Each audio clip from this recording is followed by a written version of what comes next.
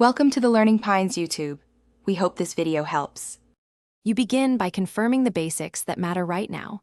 Your Xbox account and cloud subscription are active. Then, switch to a stable 5 GHz Wi-Fi band or plug into wired Ethernet. The cloud needs roughly 25 Mbps or more for smooth play. Once done, close background apps on your device and perform a quick power cycle of your router and console or PC. This clears temporary network errors. These immediate steps reduce common interruptions and get you ready for the deeper fixes. Next, run the Xbox network diagnostics and check NAT type and packet loss. You want open or moderate NAT and minimal packet loss.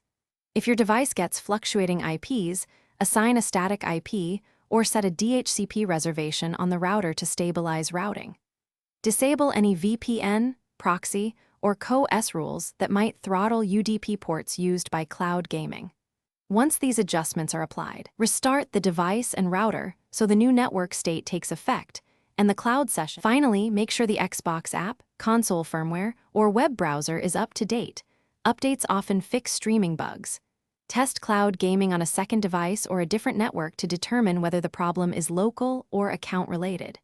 If issues persist, clear the app cache and reinstall the Xbox app. That removes corrupted settings. One key troubleshooting tip: if you still see lag or disconnects after all steps, perform a full router factory reset and reconfigure only essential settings. This often removes hidden misconfigurations. Thanks for watching. Consider subscribing if we helped you.